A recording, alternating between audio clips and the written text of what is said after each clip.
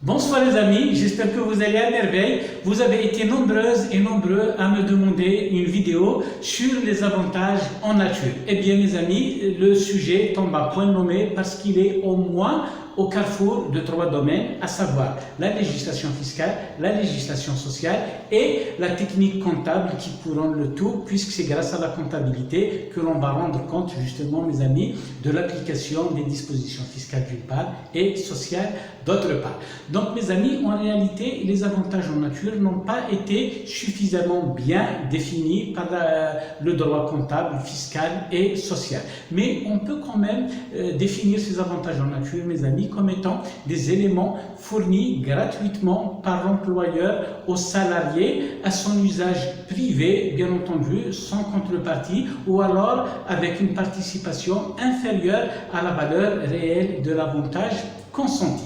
Donc mes amis, d'une manière générale, aussi bien par rapport à la législation fiscale que sociale, les avantages en nature sont considérés comme des éléments du salaire. Et par voie de conséquence, ils sont le plus normalement soumis à la fois à l'IRG dans la catégorie des traitements et salaires, mais également à la sécurité sociale conformément à l'ordonnance 95-01 du 21 janvier 1995 fixant l'assiette des cotisations de la sécurité sociale.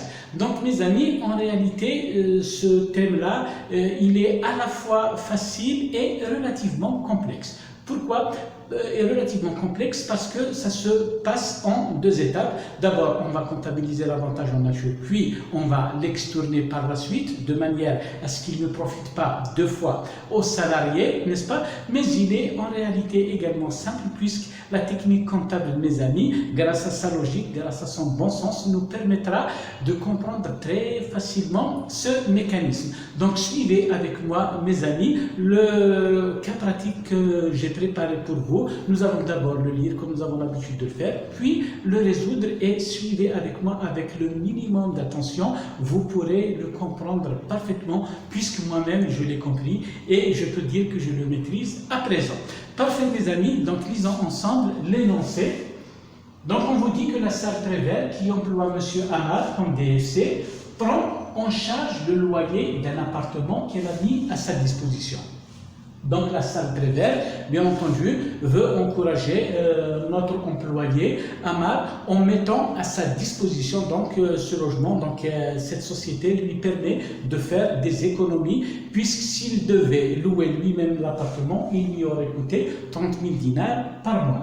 Donc en outre, on vous dit que la société Prévert sert un salaire, c'est-à-dire un avantage en numéraire à son employé de l'ordre de 60 000 dinars par mois. Donc vous voyez les amis, le total des avantages en nature et en numéraire, si vous voulez, font tous les deux 90 000 dinars. Donc qu'est-ce qu'on nous demande de faire? Passer les écritures comptables relatives à la paye de M. Hamad. Donc mes amis, comme nous venons de le dire, cela se passe en deux étapes. La première étape consiste à enregistrer l'opération liée à la location comme charge par nature. Donc 613 à 512 pour le montant. D'accord? Ici, il s'agit probablement d'un mois quelconque. Ça peut être le mois d'août, ça peut être le mois de septembre, etc. Puis, maintenant, nous allons passer au deuxième article, c'est-à-dire l'article de la paye proprement dite. Donc, vous savez, mes amis, en matière d'enregistrement des opérations de la paye, il existe généralement deux méthodes. Soit vous avez une méthode chronologique qui va décrire les étapes une à une de la paye, ou alors on va agréger l'ensemble de ces étapes dans un seul article dans lequel nous allons porter tous les comptes à débiter. Il s'agit plus précisément d'avantages ou de charges, bien entendu, à payer, et les comptes à créditer. Donc qu'est-ce qu'on entend par là? Le compte à créditer, c'est ce qu'on doit payer aux organismes sociaux, à l'IRG, ce que l'on doit bien entendu aux salariés d'une manière générale, et les oppositions sur salaire, les acomptes, etc. Mais pour le cas présent, nous avons choisi de faire un cas agrégé très facile qui ne nécessite pas beaucoup de calcul. D'ailleurs, si vous souhaitez bien entendu approfondir la question, nous avons des vidéos sur le sujet que vous pouvez visionner en bien entendu cliquant sur le lien dans notre chaîne. Parfait mes amis, donc explicitons un petit peu ce deuxième article-là qui est le plus important. Donc là, mes amis, d'abord, on va comptabiliser les avantages en numéraire. Donc, c'est les salaires, la rémunération principale et accessoire due à M. Amar. Donc, c'est là que vous trouverez, par exemple, les heures de travail normales, les heures supplémentaires, mais également les différentes indemnités et primes, etc. Donc, qui s'élèvent à 60 000 dinars. Puis, juste après, mes amis, nous allons comptabiliser les avantages en nature dans le compte 638 prévu à cet effet par le système comptable financier sous l'appellation autres avantages du personnel pour le montant de 30 000, c'est celui que nous venons de donner ici haut.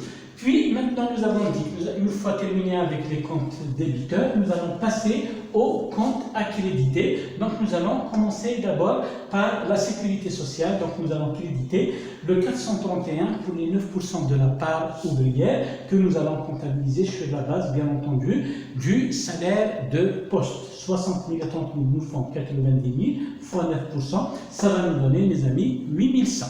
Deuxième étape, mes amis, nous allons comptabiliser l'IRG salaire, d'accord? L'IRG salaire, pour rappel, il faut utiliser pour cela le barème progressif mensuel prévu à l'article 104 du Code des impôts directs. Donc, mes amis, pour mémoire, nous avons dit que pour calculer cet IRG salaire, il suffit de revenir à ce barème qui consiste à dire que c'est l'ensemble des gains ici, 60 000 et 30 000, duquel nous allons déduire la sécurité sociale autour de 9%. Pourquoi? Pour éviter, si vous voulez, de superposer des impositions, des cotisations. Donc ici, 81 900 en principe.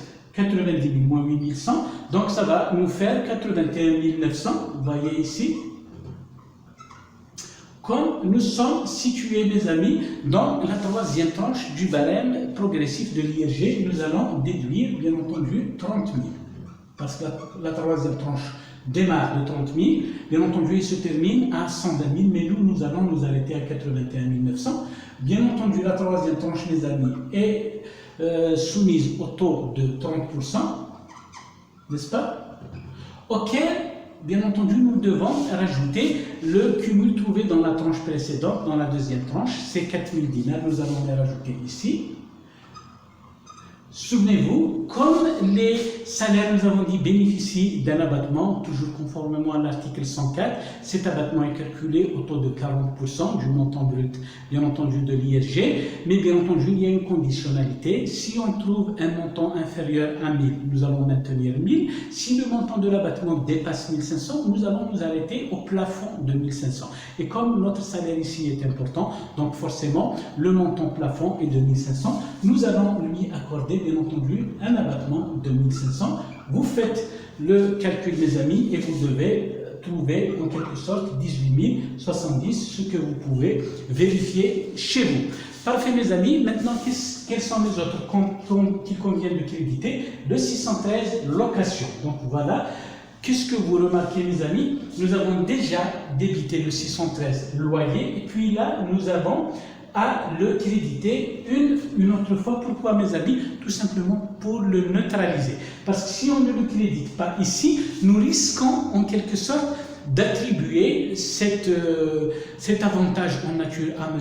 Amar deux fois. La première fois en payant par la trésorerie de l'entreprise le loyer, et une deuxième fois en l'intégrant dans la fiche de paie. Donc il s'agit ici, mes amis, d'un simple artifice. Un petit peu, si vous voulez, c'est un petit peu comme un pan. On l'utilise, on l'intègre dans la fiche de paie pour le soumettre à la sécurité sociale et à l'IRG, puis il faut le retrancher, bien entendu, pour ne pas l'octroyer, pour ne pas l'attribuer, pour ne pas faire bénéficier le salarié deux fois, puisqu'il en a déjà bénéficié naturellement.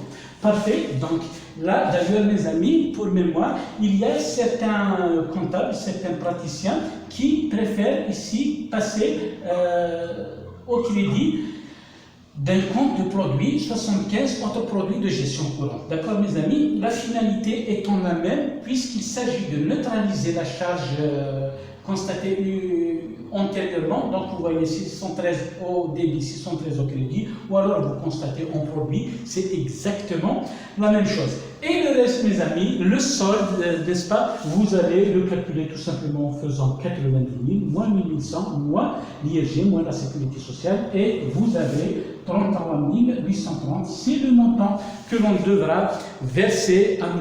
Amar au titre du salaire du mois. Donc voilà mes amis, grosso modo, la démarche qu'il faut adapter pour comptabiliser justement les avantages en nature.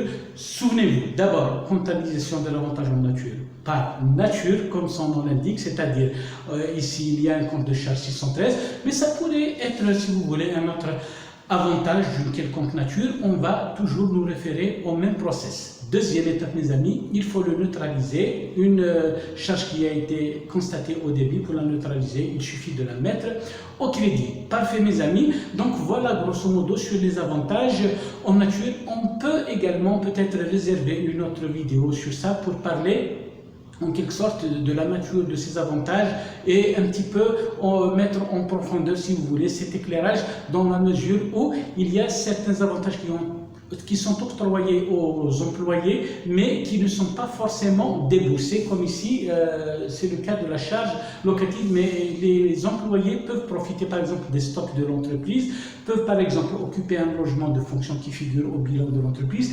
Mes amis, dans ce cas, la législation fiscale vous dit qu'il faut en quelque sorte évaluer ces avantages, puis bien entendu les intégrer dans la paye, comme c'est le cas ici. D'accord? Il n'est pas toujours aisé, les amis, d'évaluer ces avantages en nature, mais la législation du travail vous dit que c'est l'employeur qui doit les évaluer. Donc, comme technique d'évaluation, la législation fiscale ne nous donne que, par exemple, pour la nourriture, elle vous dit que le repas ne doit pas être inférieur à 50 dinars, mes amis. C'est maintenant insignifiant puisque cet article de loi date maintenant depuis 20 ans, pratiquement 1999.